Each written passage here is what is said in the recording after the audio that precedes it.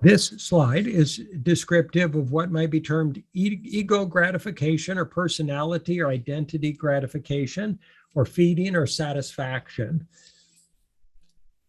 In that process of ego gratification, we imagine that we're different from other people, that we're not equal, that there are supposedly differences. Even though we're all equal, we're all the same, we're all expressions of God, we're all equal souls all the time, no matter what country we're born into, what political party we're part of, no matter what religion we're part of, no matter what race we're part of. So age group doesn't matter, gender doesn't matter. We are all equal. It's a challenging thing, because if we imagine ourselves to be different, we start to look for those differences and we start to project those differences, and that creates division, prejudice, and bias, and belief systems and values that we then try to apply to other people and try to get them to conform to, rather than just accepting them as equal. It's a paradox. It's a tumultuous drama generation mechanism of imagined difference and duality. So that process of denying our equality is a process of ego.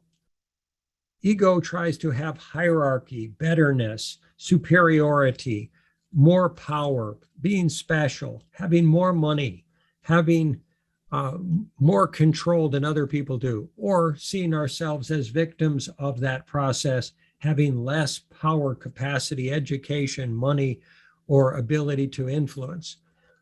So this dynamic of seeing ourselves different from others has generated roles, male and female roles, young people roles, old people roles, workplace roles, and vantage points. And that has generated imagined difference of superior capacity we call expertise or professionality, that we then feed upon as egos and say, well, I'm the best computer programmer in the world, or I'm the most knowledgeable person about climate change in the world, or I'm the most economically astute person in the world, therefore I'm somehow better. At least I'm competing with all the other ego positionalities constantly, rather than just accepting we're all equal, we're all good, we're all lovable, we're all deserving, we're all worthy of support and caring and kindness from each other and towards each other.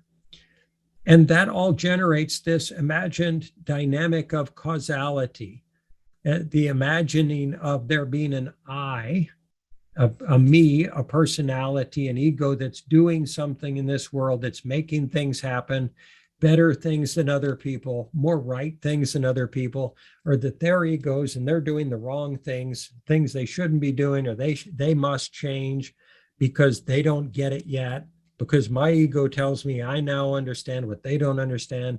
So I want their egos to conform to my ego, rather than everyone just becoming conscious and loving each other unconditionally.